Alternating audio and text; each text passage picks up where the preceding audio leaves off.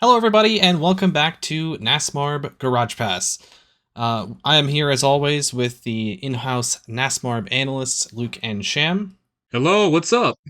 Great to be here for episode 5.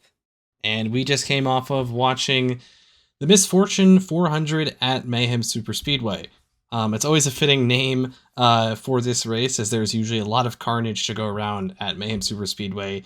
It's one of the fastest and certainly the most dangerous track on the circuit, and it always is exciting.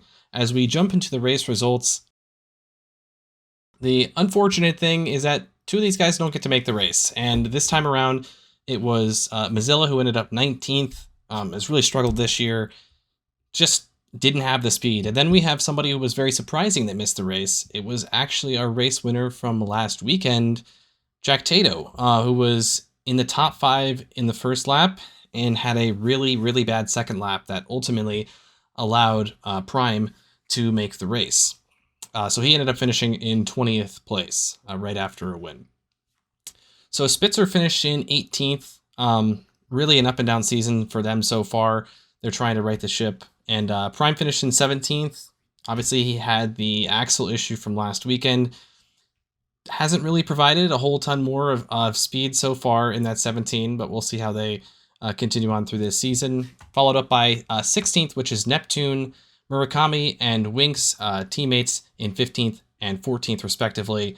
Sal finishing in 13th, Bloodstorm in 12th, Earl in 11th to round out the bottom half. In the top half, finishing in 10th is Oak. 9th place was Woodpecker. 8th place being Streamer. 7th place, Confetti. 6th place, Nugget, their second consecutive top 6. They are really starting to turn their season around, and it's been good to see from Nugget, 2 consecutive 6th place. And then we have Quillo in 5th, Piper in 4th, and the final was an interesting one, as we saw 2 of the same drivers from last week's final finish in swapped positions. Steve finishing in 3rd, with Electro in 2nd, and Drizel, Lemon Drizel, as always, a competitor, and he seems to always be up near the front. He claims his 2nd win of the season. Yeah, interesting thing from this week, coming from Quillo, is that they actually performed very well today. They seemed like a very fast car. They were pretty high up in the seating. Ended up being the 3 seed, even though they have been in season 1. They're pretty awful at Mayhem. They had 0 career heat wins. They had a D&Q. So I thought that was very interesting from Quill, especially because they just came off of DNQing at DDT. But seems they still have speed in the car, and I think it's very interesting to see because, like last year in season 1 with Jack Tato, they had just nothing at DDT, but then they ended up winning it. So it definitely seems like the drivers in this season have performed better at other courses, not just their usual places that they're good at. Speaking of drivers who have learned a bit more, Murakami, I think really had the potential to do well today. It looked like he had some really decent speed early on, but kind of got robbed from advancing out of the group stage. He would Unfortunately he pushed Oak to the win in the Oak versus Piper versus Murakami matchup. And in the second heat between him and Piper, he got a really bad start, but he kind of caught up to her and did have a run and actually did take the run to the other lane, but unfortunately was too little too late, and it costed him a chance to advance. So Murakami being a previous winner here at this track from last season, it was quite shocking to see him not able to back up his performance, but I don't think it's, too early to count out Murakami just yet. I think he's got something left to prove. Yeah, Murakami has fallen a little bit behind in the playoffs at the moment, about 14 points off the cut line, but I feel like he's done a lot better from season 1. Obviously, yeah, this was his insane trade-off in race 8 of last season where he sniped the victory and ended up getting into the playoffs to end up finishing in 2nd, but I feel like Murakami's more just going to be a late round crazy pick of just that's when he decides to heat up the season, because he had 2 average finishes in Spiral and Hyper, but ended up getting a lackluster DDT and Mayhem going out in the group stage. But I definitely think don't count out Murakami yet. Who knows? Maybe in race 8 again, he might show up and get into the playoffs with a win. Speaking of Murakami going out in the group stage, it was actually very interesting. For the first time ever in NASMARB history, all bottom 6 seeds went out in the group stage. So for the first time, especially at Mayhem, the seeding was completely correct that the people who did well in qualifying were actually just the better picks for the course. And yeah, I just wanted to say that Hershey, you were right. Mayhem does not disappoint.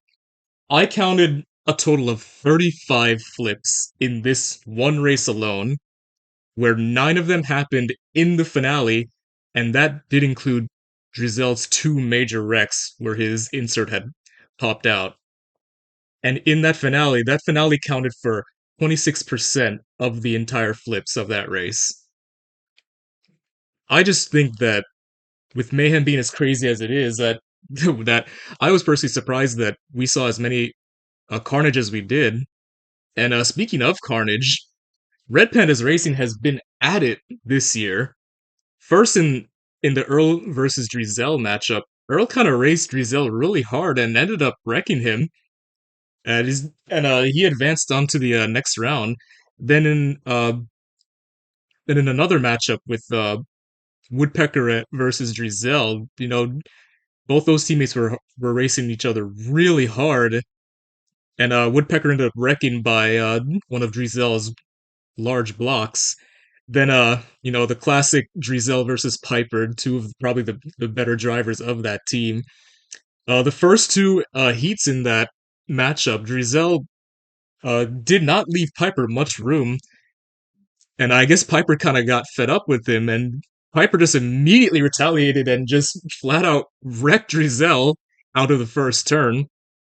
And then for the next two heats after that, they both kind of played nice because they didn't want to rattle each other too much, and they didn't want to rattle, the owner as well with all the wrecking going on, and then which prompted Drizel to advance into the next round. But yeah, I mean, Red Pandas Racing, I mean, there's something going on in that organization, and I hope uh, Dave does not have to step in to talk to these drivers, saying that, hey, we don't need to tear each other up on the racetrack. Yeah, well, you mentioned Dave, and we actually got a comment from him after the race, and he said, he can't help but think how this type of racing is going to affect Red Pandas Racing down the road. And that was the first thing he said. His car went on to win, and he was more concerned about the aggressive racing on that team. So we'll see how that works out headed to the second half of the season here. And talking about Red Pandas Racing and Lemon Drizel in the win, we head into our final, which was interesting. We had 2 out of the 3 same drivers from last week make the final, and they both were unable to win again. One was Electro, finished in second, pretty quiet overall final again for him. Then we had Steve and Drizella. Luke, you've talked about Steve a decent amount so far this year. What do you see from him in this final? I mean, Steve is just still not disappointing. Steve has been top 6 qualifier in all of the races so far, which shows that there's a lot of speed in that number 32 car. Got off to a little bit of a slow start earlier on, but these last 2 races, back-to-back finale appearances, although a little bit of a more quieter appearance in the finale, only scoring 1 point in the penultimate round there, but I just think the turnaround from Steve from last year to this year has been quite the 180. I think Steve has went from near irrelevancy to a maybe a silent championship contender within these last few races. So I think it won't be too long before we start talking about Steve not even winning a race, but even possibly having a shot at the championship later on. And then going into Drizel in the finals, it was a pretty tough battle with him and Electra this time, both getting to match point at 3 wins. But right before Drizel ended up winning, he had those 2 wrecks that happened where his insert pop out and just was all over the place. But I thought it was very impressive from Drizel that after all of that, he was still able to come back and get a final heat win to win out the race, because sometimes when that happens, it could just like kind of mess the car up, and then you're just kind of iffy for the rest of the race. And then even after exploding in heat 5, he was still able to come back just one race after and end up picking up that fourth heat win to win the Misfortune 400. Yeah, and for Drizel, that's something that interesting you brought up, that he was able to kind of come back from the insert popping out of the car, because we actually saw with Drizel last year in the playoffs, it wasn't really a focus of his matchup in the final six, but that was significant. He fell off the track at Spiral in the final six, and after that, lost every single heat. And so that's a good example of how an insert being jarred from the car could potentially hurt the car overall. So it's really impressive that Drizel was able to bounce back from that and still even end up going on to win the race. And so, coming off of his second win of the season and third of his career, Drizel obviously becomes the first multi-time winner of the season and currently has a massive lead in the points. He is at 134 points, which is 24 points above second place, which is now Steve. After back-to-back finals appearances, he has moved up into the second position. Piper sits in third at 107, and then 98 points for Jack Tatum along with that win. He's locked into the playoffs. Fifth place is Streamer with 93 points. Very quietly, he has not been to a final yet this season, but still top 5 in points so far this year. His teammate Electro is up in sixth place now with 88 points, down to 85 points for Quillo. A good bounce back for Quillo after DNQ in the last race. He's bumped his way all the way back up into seventh in the standings. Our lowest winner so far this season is Neptune, who has struggled pretty bad after winning the first race of the season. Not quite as bad as we saw from Prime last year, but maybe the curse of that first race winner continues, as he's at 77 points in eighth place right now. And then Oak is just 1 point behind Neptune with 76 points in ninth. 10th place at 69 points is Bloodstorm, with a tie for the final spot in the playoffs at 65 points between Sal and Earl. So that is the cutoff right there. Earl technically is ahead in that tiebreaker, I believe, by best finish on the season. He's at 65 points, same with Sal. They are 1 point ahead of Confetti, who sits in 13th, coming off of their best finish of the season, 1 point out. 5 points out is Nugget, who has had back-to-back top 6 appearances. They've got a bit of momentum going into our next race at Hyper. And then Spitzer sitting at 52 points, so a big 8-point gap right there. 13 points out is Spitzer and Woodpecker, with Murakami being another point behind that. 14 points out, and then it drops off significantly. It actually doubles the gap, all the way down to 37 points. 28 points out is Mozilla right now. 32 points out is Prime. He's only scored 33, and then Winx has only scored 30 and is 35 points out of the playoffs right now. So that bottom of the standings, it gets pretty rough, but it's a really close battle by the cut line right now, and we still have half a season to go. So heading into this second half of the season, we go to Hyperspeedway for the Wafway 500, and we're going to get into our race picks. We're going to start with reviewing our race picks from last week, and let's talk about our underdog picks from week 4's race. So we'll start with Sham, and your underdog pick from this race was Sal. What did you see from him this week? Yeah, from Sal, I saw a decent bit of race value. He was in one of the harder heats against Quillo and Bloodstorm, but I mean, it's kind of hard to beat them, especially when every other low seed actually ended up going out. Sal ended up wrecking or turning over on the first heat, and then just was not faster than Bloodstorm, although he kept up pretty well on the second heat there. But pretty mixed bag from Sal so far this season. Some races he's been doing great, some he's been struggling early, so definitely looking to see better from Sal in later races here through the season. Yeah, it's definitely been an up and down start to the season for Sal. And like I said, finds himself right on that playoff cut line. So that's kind of where he hovered a lot of the season last year. So we'll see what happens going further into the season for Sal. Luke, your underdog pick was actually the highest finisher from any of the 4 picks you guys gave from last week. And it was also the one that raised the most eyebrows. Nugget finished in 6th again this week. What have you seen from Nugget here recently? Well, I mean, hey, I had faith in Nugget, specifically at this track, and he did not disappoint me.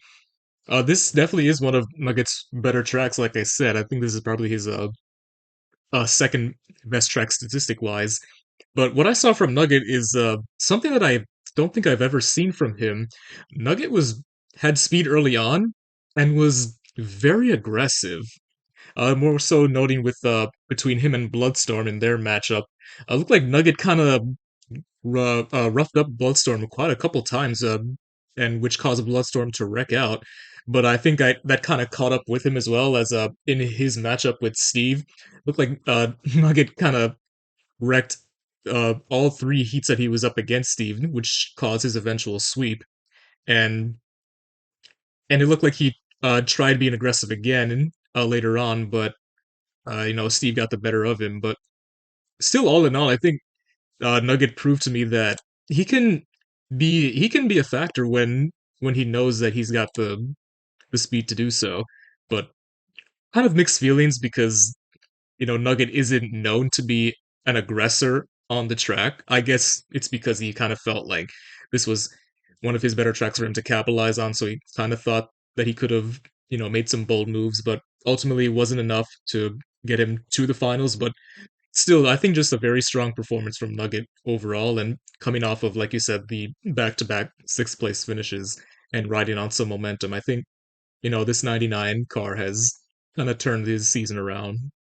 Yeah, I definitely have to apologize for how harsh I was on Nugget last week, but I was more so just thinking that it was a fluke at DDT, but him also performing well at Mayhem, I think I do have to start giving Nugget some respect on the track here.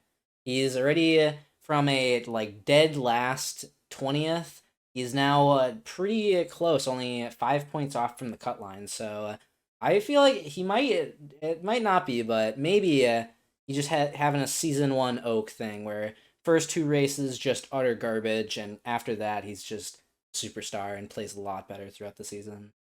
Well, from one Kuz Motorsports driver to the other, Luke, your favorite for the race was Mozilla, and obviously didn't go well. Mozilla did not qualify this week. I mean, there's really nothing much I can add here. He just did not show up whatsoever, and I was very shocked to see that he didn't make the race. Like I said, this is his best track on the circuit. There was no excuse for him to not make it into the race, but what can I say? The struggles continue for Mozilla in the 66. I really hope that this is eventually going to turn around for him, but as far as I can see right now, it's not looking good. Yeah, it's certainly surprising, and especially with Nugget performing well the last 2 weeks. It was kind of the first 2 weeks, both guys weren't really doing that well. Mozilla actually had the better numbers through the first two races, but these last two, his teammate Nugget has outrun him, which is surprising to see from a driver who was so consistent last year. Like you said, this is his best track from last season. Nearly won a race here last year, so it's surprising to see Mozilla not qualify for this race. That being said, Mozilla typically is a lot better racer in the actual race, and in qualifying they do struggle, but it's been a pretty bad season overall for Mozilla, so we'll have to see. I think a lot of us would like to see Mozilla turn it around as one of the more competitive cars last year, but like you said, it's been a harsh start to the season for that 66. And Sham, your main pick for the week was Confetti, and they finished 7th, just missed out on making the final 6. What did you see from Confetti at Mayhem? I mean, I was pretty impressed with Confetti. They did pretty solid. They got through the beginning part pretty well in the groups. And then when it came to facing up against Confetti, it was a pretty good heat together. Obviously, you have to talk about it, the blown first point there where Quillo flips over and Confetti almost falls off the barrier, but is able to stay on and keep going, but just immediately crashes into Quillo and doesn't get a point there and ends up losing the heat 2-1. So that was unfortunate, but a pro to it is that he was the fastest overall lap at the entire event in their one win against Quillo. So personally, I say you can't really be mad about that performance. It's just a little bit of a mistake to end it early. And yeah, just to talk about Confetti, I think Confetti's being bullied right now because, like I said earlier, Confetti's fallen victim to the classic bump and run now for the second time in 2 races. I I don't know if they just view Confetti as a not that great of a driver compared to the rest of them, but this is what is this is what's bleeding points for Confetti is if he can't clean up, his act on the track to, be a little bit more aggressive, try to defend a little bit better against these guys, then he's going to be losing more points and he won't make the playoffs again. So, will this be a sign of more of these bump and runs, and specifically, will it be directed towards Confetti? And with those picks out of the way, we head into a fresh week. We're headed to Hyperspeedway for the Wafway 500 to start the second half of the year. This momentum is going to be really important for all of these drivers headed towards the playoffs. Sham, who is your favorite to win the race this weekend? It might be a bit of an odd pick, but I'm going to be going with Quillo for this week. I feel I was pretty impressed with their performance at Mayhem last week, and they also voiced pretty decent stats at Hyper. Pretty decent qualifying in Season 1, wasn't that great here in Season 2, but their finishes have been pretty solid, with a 3rd place the last time we were at Wafway, although a 10th and a 7th the other 2 times at the Lightspeed 400. But I feel they were incredibly fast last week at Mayhem, and other than their 1D and Q this season, I feel they've been a pretty decent performer. So I feel if they're able to control and get decent matchups through their seeding, they could definitely come back into finals and maybe be able to snipe a win from a Drizel or a Jack Tato this time around. Yeah, well, we'll see how Quillo can perform. Like we said, he got momentum. They were able to turn it around, and we'll see how they perform next week. Luke, who is your favorite at Hyperspeedway this weekend? Well, I'm not known for being one of the luckier people when picking others. I can relate to this person being as unlucky as they have been so far this season. So I think I'm gonna trust my instinct on this one again. I'm picking Bloodstorm. Bloodstorm got runner up here in the Lightspeed 400, his best finish ever. And he's got 2 top 5s and 3 starts here at this track. And that does include the 4th place finish that he got earlier on in the season. And he was facing up against the eventual winner of that race, Drizel. And he did sweep the first 2 heats with Drizel before Drizel ended up sweeping him back until he advanced. And like I said back then, if you can beat Drizel just in at all, then that's saying something. So I think if Bloodstorm can get a lucky enough draw against some drivers that he can beat, he can make the finals and he can win the race. Yeah, I mean, he's got great stats this track too, and like we said, Bloodstorm is one of the more consistent drivers in the series so far. So we'll see how he performs this weekend. And with those top dogs out of the way, we get the interesting underdog picks. These have been really hit or miss this year, so we'll see going into the second half how you guys are able to pick the underdogs. We'll start with Sham. Who is your underdog pick this weekend? Well, as you say that, Hershey, I might be cursing Luke because my underdog pick was for Bloodstorm. I was debating on a winner pick or an underdog for him, but I feel like just the inconsistencies of his matchups in the qualifying and how decently unlucky he's been, along with his team of Winks and Murakami not facing well, the entire team just itself is slipping a little bit. I didn't feel as confident for a winner dog pick, but obviously, yeah, Bloodstorm has amazing stats here. Was able to beat Drizel for that bit, but was not able to clutch it. But I'm interested to see if Bloodstorm can clutch it out this time around and get to the finals and maybe sneak out a win. Well, it's certainly interesting that you picked him as an underdog because of his bad luck. Luke picked him as his winner because of the bad luck. We'll see how it works out, but the team name is Misfortune, so it hasn't worked out super well for them this year. But like I said, great stats for Bloodstorm. That's certainly a pretty good pick there. And Luke, final pick of the day. Who is your underdog pick for this weekend? Oh man, Sham.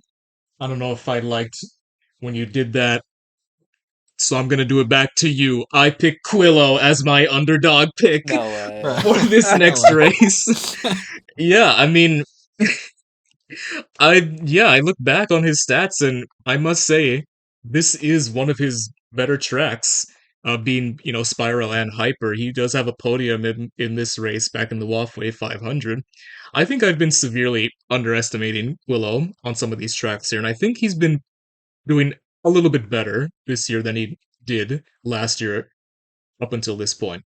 So I'm going to go ahead and give him a little bit more benefit of the doubt, and I think Quillo has a really good chance of performing well enough here to warrant a decent finish for him. And I don't know if it's better that I swap my picks or if I should have kept it so we had an identical tie of winner pick and underdogs. Well, that's got to be one of the most unbelievable things that has happened on this podcast, that you guys picked the same, just swapped. We'll see how it works out this weekend. Remember to tune in. Qualifying is tomorrow night at 7. The race is on Friday at 7 o'clock. We are headed to Hyper Speedway. Once again, thanks to Luke and Sham, as always, for being a part of Garage Pass Episode 5. We hope you enjoyed it, and we hope you enjoy the race this weekend, and we'll see you at the track.